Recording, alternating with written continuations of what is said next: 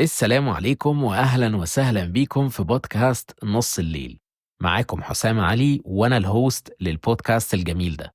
وفي البودكاست ده بنتكلم فيه عن مواضيع ومواقف مختلفة ممكن نكون بنمر بيها في شغلنا، مع صحابنا أو في البيت. وهتلاقوا حاجات كتير أوي مشتركة ما بيننا لما نتكلم في الحاجات دي في كل حلقة. وللعلم يعني الكلام ده من وجهة نظري الشخصية، مش كلام علمي خالص على الإطلاق. فيلا بينا نشوف حلقة النهاردة هنتكلم فيها عن إيه. أهلا أهلا يا حبايب، إيه أخباركم؟ عاملين إيه؟ كويسين؟ الحمد لله، أيًا يكن إيه الحال فالحمد لله. خلونا النهارده كده قبل ما نبدأ الحلقة التانية من بودكاست نُص الليل، أسألكم: هل سمعتوا الحلقة اللي فاتت والّا لأ؟ لو ما سمعتوهاش ممكن تبقوا تروحوا تسمعوها بعد ما تخلصوا الحلقة دي، أو لو عايزين تروحوا تسمعوها الأول وبعدين تيجوا تسمعوا دي، براحتكم. كده ما فيش حاجة مرتبطة بالحلقة اللي قبلها، كل حلقة منفصلة عن التانية. ولو أنتم سمعتوها فممكن تقولوا لنا رأيكم في السوشيال ميديا، هتلاقوا لينكات للسوشيال ميديا بتاعتنا، ولينكات لكل المنصات اللي بننزّل عليها البودكاست. في link tree مجمّع كده هتلاقوا فيه كل الحاجات كل اللينكات بتاعتنا، تقدروا تتابعونا وتشاركونا آرائكم يعني في البودكاست وفي الحلقات عمومًا. أنا باحب جدًا إن الناس تقول لي إيه رأيها في الحاجة اللي بتتعمل أو الحاجة اللي هُم بيسمعوها، لإن في الأول وفي الآخر يعني إحنا عيلة. قولوا لي رأيكم بكل صراحة. وبالعكس أنا عندي سِر كده حتّة، إني باحب الناس تقول لي على الحاجة الوحشة قبل الحلوة. قُل لي الاتنين ما عنديش مشكلة، بس قُل لي الوحش قبل الحلو. وطول ما أنت هتقول لي الوحش قبل الحلو ده معناه إنك خايف عليّا وعايز الحاجة تطلع بشكل أحسن. النهارده أنا جاي أكلمكم على حاجة بتضايقني أوي يا جماعة، بتضايقني أوي، أوي. حاجة من كام يوم كده مرّيت بيها يعني في شغلي، وقررت إن أنا لازم أتكلم معاكم فيها، لإني لمّا كل شوية الموضوع ده بييجي قدّامي، باحس إن أنا من جوايا متأزم نفسيًا، ألا وهي النضافة. النضافة بكل ما تحمله الكلمة من معنى، سواء بقى نضافة شخصية، نضافة عامة، نضافة حواليك، نضافة في أي حتة. الموضوع بالنسبة لي بيؤرقني نفسيًا. عارف الناس اللي تلاقيهم معاك في الشغل مبهوقين ومكركبين ومبهدلين الدنيا حواليهم، وللأسف الشديد يسيبوا الدنيا كده للشخص اللي وراهم. أنا عندي مشكلة نفسية جدًا مع الناس دي، وعندي مشكلة مع الحتّة دي ك ك كجزئية عمومًا. يعني ليه نبقى إحنا متشاركين في نفس المكتب أو نفس المكان، وأنا عشان شغال في صيدلية فالموضوع ده أزمة بالنسبة لي. أنا لو في شركة مثلًا وكل واحد في ليه مكتب، فالموضوع هيبقى أريح بالنسبة لي كتير، لإني هابقى منظّم دنيتي بالشكل اللي مريحني، ومش هأثّر على حد غيري. لكن كون إن إحنا بنتشارك نفس المكان بنفس الحاجة، فبيؤرقني جدًا إني آجي ألاقي اللي قبلي سايب الدنيا مبهوأة. ودي حاجة باحس إن أنا يعني متعصب كده، لازم يعني أروّق الدنيا حواليّا بالشكل اللي بيريحني أنا، وبعد كده أبتدي أحس إن أنا مرتاح في الشغل. فما أعرفش هل دي حاجة over شوية والّا لأ، بس أنا مؤمن جدًا إن لو أنا شخص غير منظم مع نفسي وفي حالي وفي حاجتي اللي تخصني، تمام. بس إني أبقى غير منظم مع الحاجة اللي بتخص غيري أو اللي بنتشاركها أنا وغيري، فدي مش تمام خالص. يعني ما ينفعش إن أنا آجي كده أبهدل الدنيا وأبهدل المكتب والحاجات اللي حواليّا، وآجي أسلمها للي ورايا أقول له اتفضل. طب ما إيه لازمته؟ ليه يا جماعة، ليه نعمل في نفسنا كده وليه نعمل في بعضنا كده؟ ما لوش لازمة طبعًا، صح؟ فكّروا فيها كده، هتلاقوا إن لو أنت حاجتك نفسها مش مترتّبة، يعني أنا نفسي مكتبي مش مترتّب. يعني لو بصّيت له بصّة من برّه حد تاني هيبُص له، هيعرف إن هو مش مترتّب، بس أنا على الأقل عارف حاجتي فين ومرتّبها بالطريقة اللي مريّحاني واللي على مزاجي.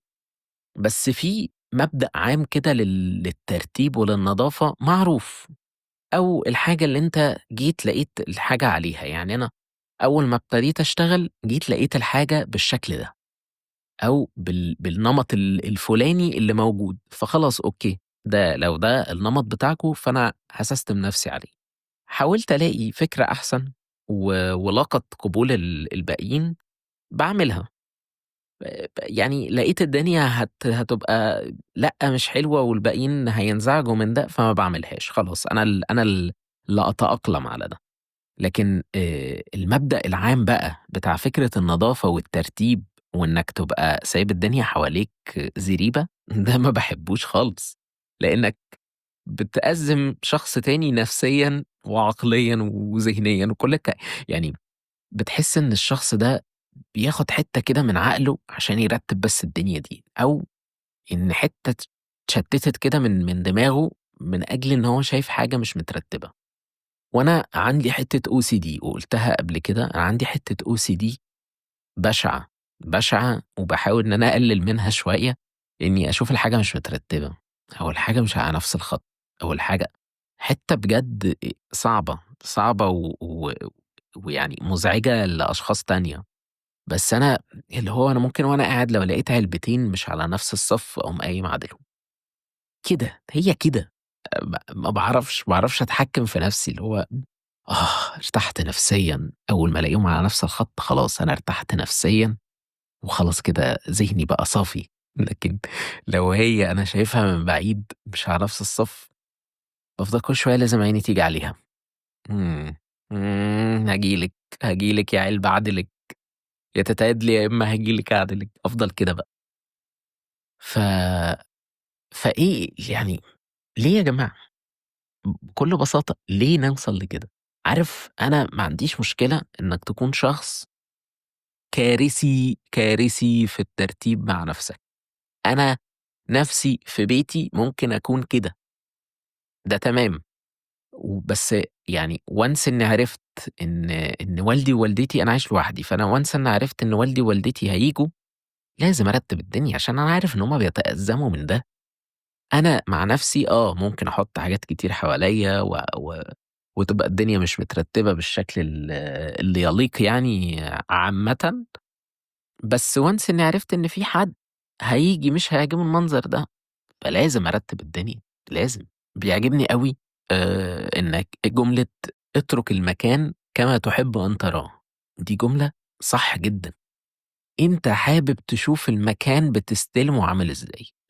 لو أنت في شغل ورايح تستلم المك ال ال ال الشغل من اللي قبلك، أنت حابب تشوف المكان عامل إزاي. حابب تشوفه بالمنظر ده، سيبه بقى بالمنظر ده. سلّمه للي بعدك بنفس المنظر اللي أنت كنت حابب إنك تشوفه. ولو فضلنا كلنا على نفس النمط وعلى نفس الوتيرة، هتلاقي إن إحنا في الآخر خلاص بقينا ماشيين بشكل مريح للكل، بشكل يرضي الكل، ما يبقاش حاجة بتؤرق حد نفسيًا أو كده. لإن حاجة زي دي أنا شايفها مهمة جدًا، مهمة جدًا لراحتك وأنت شغال، مهمة جدًا لراحتك وأنت قاعد في بيتك، في مكانك، في دنيتك، في حاجتك. زي كده الحمامات، ليه لمّا حد يدخل حمام يلاقي اللي قبله مزروط ومبهدل ليه؟ ليه يا عم؟ ليه القرف اللي أنت فيه ده؟ ما فيش حاجة اسمها كده. أنت في بيتك بتعمل ده؟ يعني لمّا تدخل حمام مثلًا في مكانٍ ما برّه، مستشفى، عيادة، أيًا يكن إيه هو المكان، هل أنت يعني أنت في بيتك بتعمل اللي أنت بتعمله في المكان ده؟ أكيد لأ. أنا بادخل ساعات الحمام ألاقيه منظر يقرف، يقرف مش منظر فعلًا يليق بإنسان، ببني آدم، بواحد عنده عقل وفكر. ما فيش، لإنه ما فيش حد اسمها يعني الباسكت قدّامك، باسكت ليه بتاع يعني تضغط عليه برجلك الباسكت اللي أنت بتضغط عليه برجلك فيفتح الغطا من فوق يعني. فموضوع سهل وبسيط، اضغط برجلك، ارمي المنديل جوّه. لا، لا، لا، لأ، يرمي المنديل فوق الباسكت. إيه القرف ده؟ شُفتش كده في حياتي بجد. وبعدين بقى نقطة المَيّة اللي في كل حتة. المَيّة اللي على المراية، المَيّة اللي على الحيطة، المَيّة إيه ده؟ يعني ده إيه؟ ده اسمه إيه ده؟ ده تعريفه إيه في الحياة بالنسبة لك؟ هل أنت بتعمل ده في بيتك؟ لأ. واللي بيأزمني أكتر وأكتر الناس اللي بترمي الحاجة في الشارع. دي بقى دي نقطة تانية خالص، خالص. هي يا جماعة أنا على طول لمّا بالاقي حد بيرمي حاجة في الشارع بيبقى عندي سؤال، هي المبادئ بتتغيّر باختلاف الزمن والعصور والكلام ده؟ أكيد لأ، صح؟ المبدأ هو مبدأ،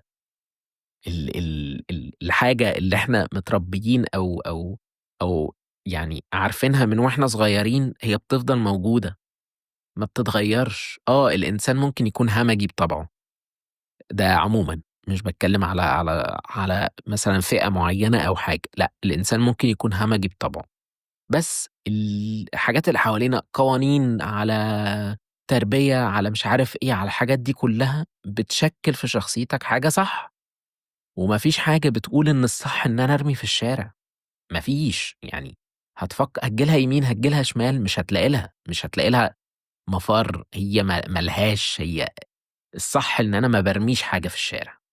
اعتبر الشارع ده بيتك، يا كائن يا لِطِز، يعني لو أنت يعني لو أنت بتسمع دلوقتي بتعمل ده في الشارع، فاوعى تعمل ده، يعني ده ما اسموش صح خالص، لو أنت بتكسّل ترمي الحاجة اللي معاك دي، تفضل ماسكها في إيدك وترميها فيما بعد، ما تعملش ده، يعني بتكسّل، ما فيش حاجة اسمها كسل، أنت الشارع ده كلّنا متشاركين فيه. هارجع للحتّة الأولانية خالص بقى، طالما إحنا متشاركين في حاجة، يبقى ما ينفعش إنّك تؤثّر على حد تاني، فطالما الشارع ده كُلّنا متشاركين فيه وكُلّنا نعتبره بيتنا، بس بيتنا الكبير بقى، فما ينفعش إنّي أرمي فيه الحاجة كده مع نَفْسي كده، أنت في البيت وأنت ماشي لو أنت فتحت كيس بسكوت والّا حاجة، خلّصت اللي فيه بتقوم راميه على الأرض، بتروح على أقرب باسكت وترمي، صح؟ هو الباسكت مش جنبك بتعمل إيه، بتفضل سايبها جنبك لحد ما تقوم وترميها، صح؟ أكيد صح. ف فليه ما نعملش ده وإحنا ماشيين في الشارع؟ معاك شنطة حُط فيها لحد ما توصل لأقرب حتّة، معاك شنطة حُط فيها لحد ما توصل لبيتك وارمي في الزبالة، موضوع سهل وبسيط مش محتاج تعقيدات. أنا في مرّة ودي اللي بجد كنت حاسس فيها إن أنا يعني الغليل اللي جوايا بيُشفى كده وأنا باشوف الطفل ده بيعمل الحركة دي. كنت راكب باص من الباصات وقاعد قدّامي طفل ومامته يعني، شكلهم كانوا راجعين من المدرسة، هي كانت شكلها رايحة تاخده من المدرسة وراجعين يعني. الولد كان بياكل بسكوت، فبيدّيه لمامته، فمامته اللي مش كويسة دي تعمل إيه، تقوم ماسكة الكيس رامياه كده من جنبها كده في أرض الباص، فالولد شاف اللي مامته عملته، راح نزل جاب الكيس قال لها: "يا ماما الميس قالت غلط، ما نعملش كده في الشارع ولا في المواصلات ولا في أي حاجة، نخلّي الحاجة معانا لحد ما نروّح." ربّى أمه، ربّاها بمعنى الكلمة، أنت صح، أنت يعني يسلم الميس وبُق الميس والمكان اللي أنت كنت قاعد فيه يعني يسلم كل حاجة اللي وصّلتك إنّك تعلّم أمك بالشكل ده، برافو عليك يا ابني، اللهم صل على النبي، ده أنت فُلّة، فُلّة، بجد ده كان برنس، أنا بجد ابتسمت لإنّي شايف واحدة اتغسلت من طفل، من ابنها، اتغسلت، مسك البتاع عطاها لها يعني حطّها هو في جيب الشنطة، ما أنتِ معاكِ شنطته، ما تحطّيها في جيب الشنطة لحد ما تروّحي وبعدين ابقي ارميها. لحد ما تنزلي وتلاقي أقرب باسكت وارميها، الموضوع سهل وبسيط. وبعدين بقى بيستفزني جدًا لو أنا قُلت لحد مثلًا ما ترميش الحاجة دي في الشارع، يا عم هو في باساكت؟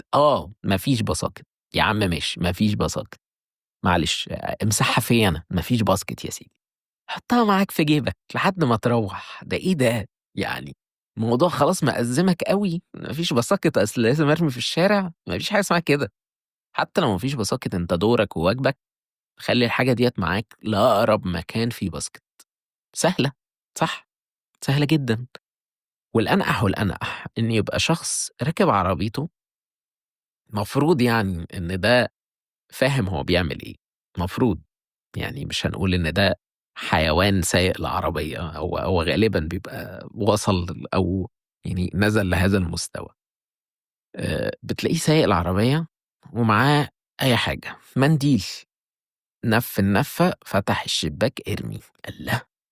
إيه ده؟ إيه ده؟ ده إيه؟ ده اسمه إيه ده؟ وليه القرف اللي إحنا فيه ده؟ يعني إيه اللي يوصّلك لكده؟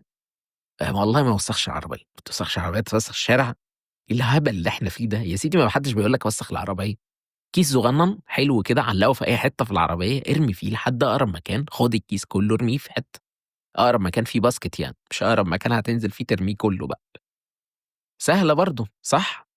سهلة وواضحة وبسيطة وسلسة ونضيفة، نضيفة، يعني فاهم الكلمة؟ نضيفة، مش قذرة زيّك يا بني آدم، يا قذر يا لِطِز. وبعدين في ناس بقى محترمة، بنت ناس كده، تركب معاهم عربيتهم تلاقيهم حاطين باسكت صغنون كده، ارمي يا باشا فيه اللي أنت عايزه، ارمي، ارمي زي ما ترمي، كل يومين 3 كده أمّا الباسكت يتملى يقوم واخده راميه في بيته بقى، راميه في أقرب باسكت يقابله، أيًا يكن، دي حاجة راقية جدًا، جدًا، ليه؟ ليه تعمل كده؟ وبعدين بقى مؤخرًا في تصنيفات كده للناس اللي بتعمل الحاجة الصح، يعني الحاجة الصح أنت ابن ناس والّا إيه؟ ده إيه ده؟ أنت ابن ناس؟ أنت ابن ناس يا ابني؟ فيها إيه؟ يا عم في إيه يا ابني؟ مش فاهم هو أنا يعني طالما باعمل الصح أبقى ابن ناس؟ يعني هو ده بس كده مفهومك عن ولاد الناس؟ ولو ما باعملش الصح أبقى إيه؟ أبقى بني آدم عادي؟ لأ، أبقى بني آدم قذر، لو أنا ما باعملش كده أبقى بني آدم قذر، ما فيش حاجة اسمها إن الصح ده بيتعمل في مش عارف فين. أصل في ناس تقول لك: "هو أنت فاكر نَفْسك في أوروبا؟ هم بتوع أوروبا دول مش بني آدمين زيّهم زيّك؟" المفروض يعني إنّك ترتقي تكون بني آدم زيّك زيّهم، مفروض يعني. هم زيّهم زيّك وعندهم نَفْس الهمجية دي في طبعهم، بس في قانون حَتّم عليهم إنّك لو عملت 1، 2، 3 هتاخد فوق راسك وهتاخد فوق دماغك وهتدفع المبلغ الفُلاني. ثانيًا هم اتربّوا على إن هم يرموا الحاجة في مكانها الصح، فأنت عارف وأنا واثق إنّك عارف إنّك ترمي الحاجة في مكانها الصح، فليه ليه يعني، ليه تعمل العكس؟ وبعدين باستغرب جدًا الشخص اللي هو يكون مُدرِّس، مُعلِّم، المفروض إن هو بيعلِّم أجيال بقى تحته، ومثلًا بيدرّسهم مادة فيها بيقول لك مثلًا إنّك المفروض ترمي الزبالة في مكانها الفُلاني. وتلاقيه هو كائن قذر في حياته ما بيرميش الحاجة صح، ده أنت إيه ده! ده أنت جاحد، ده أنت عدّيت كل مراحل الجحود، إيه يا أخي ده! ده أنت وصلت لمرحلة بشعة، مش كده يا أخي، يعني واحدة واحدة علينا، بجد يا جماعة الموضوع بشع، بشع فكّروا فيه بكل المقاييس وهاتها يمين هاتها شمال مش هتلاقي لها غير إن الصح يتعمل، مش شايف لها حاجة تانية. حاولوا يا جماعة كده يعني تحافظوا على بعضكم، وتحافظوا على النضافة العامة، والنضافة الشخصية طبعًا ده مهمة، بس يعني مش هنتدخّل في الحتّة دي، بس حاولوا تحافظوا على النضافة العامة، يعني الشارع بيتكم التاني، حافظوا عليه، حافظوا عليه لأجلكم، لإن الموضوع بصراحة مش لطيف، باتغاظ جدًا بقى من الناس اللي يقول لك إيه، ما في واحد بيلِم، في واحد بيلِم، اللي هو يعني رجل النظافة، مش الزبّال عشان قريت حاجة مؤخرًا عشان كنا كلّنا بنقول زبّال زمان، بس الزبّال الفعّال فده معناه إن ده اللي بيعمل الحاجة دي، اللي بيزبّل، فللأسف الشخص اللي بيرمي هو الزبّال، والشخص اللي بينضّف وراك هو رجل النظافة، لإنه عارف كويس أوي قيمة الحاجة دي، وبصراحة أنا ما شُفتش حد منهم ما بيشقاش وما بيتعبش جدًا في شُغلانته، والله ما شُفت حد فيهم ما بيشقاش وما بيتعبش، يعني يا ريت من كل حد لو بيشوف أي رجل نظافة قدّامه يراضيه بكلمة بأي حاجة، بأي حاجة يقدر يراضيه بيها، يعني الكلمة الطيبة صدقة. راضيه، راضيه بجد لإن الناس دي فعلًا بتتعب، ما أعرفش هل بيبقى في مرور عليهم والّا إيه، بس أنا باحسّهم هُم بيقوموا بدورهم من غير ما حد يمُر عليهم، والله يعني بينضّفوا أقل حاجة في الشارع، وبجد الناس دي بتتعب جدًا، فما بالك أنت شخص قذر بترمي الحاجة في الشارع وييجي حد ينضّف وراك. هو أصلًا إيه اللي يوصّلك لكده؟ يعني خلّيه هو يكون بيقوم بأبسط الحاجات اللي باقية من اللي أنت يعني أنت ترمي في الباسكت، لو حاجة طارت مثلًا بسبب الهوا والّا بتاع، هو يكون هيلمّها، لكن ما يكونش بيلِم كل ده، وقليل أوي اللي بيلمّوا من الباسكت، يعني باحس إن الناس فعلًا بتلِم، يعني رجال النضافة دول بيلمّوا من الشارع كمية زبالة على الأرض كتيرة أوي، ويروح عند الباسكت وهو بيفضّيه مثلًا، الباسكت اللي متعلق في عمود والّا حاجة، بيفضّي كمية قليلة، ده اللي أنا باحسه، ما أعرفش هل ده يعني موجود في كل الأماكن والّا إيه، بس الموضوع ده ما بيختلفش المفروض باختلاف المناطق ولا باختلاف الأزمان ولا باختلاف العصور، واللي أنا عارفه من زمان إن الدنيا كانت نضيفة جدًا، ولمّا باشوف فيديوهات قديمة كنت باشوف الدنيا نضيفة جدًا، فإيه اللي وصّلنا لكده؟ هل الناس بقت فعلًا من جواها ناقمة على الحياة فبقى بيرمي وخلاص، يعني بيرمي في أي حتة وفي واحد بينضّف؟ حرام عليك. بجد يعني باحس إن الموضوع ده فيه حرمانية كبيرة على الشخص نفسه.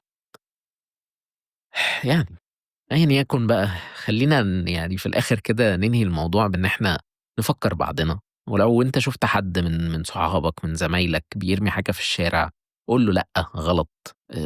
حاولوا تحافظوا على الدنيا والحياة والحياة بشكل عام يعني بلاش إن إحنا نكون بنؤثّر بالسلب، يعني خلّينا بنحاول نؤثّر بالإيجاب عشان الحياة تبقى من حوالينا أنضف وأحسن وبشكل أرقى وحلو وجميل، ونكون إحنا اللي بنساهم بده قدر الإمكان.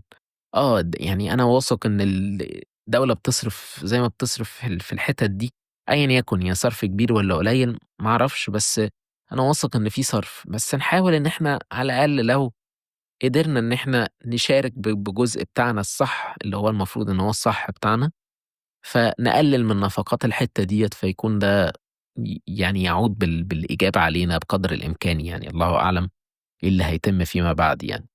فخلّونا كده كويسين وخُفاف ولُذاذ على بعضينا ونُضاف ونحافظ على الحاجة اللي حوالينا ونخلّيها نضيفة وحلوة وبشكل يليق بينا كده ونكون ناس إيجابية مش ناس سلبية للأسف يعني. وإلى هنا تنتهي حلقتنا اليوم في بودكاست نُص الليل، وأشوفكم في الحلقات الجاية إن شاء الله، وأشوفكم على خير. سلام يا حبايب.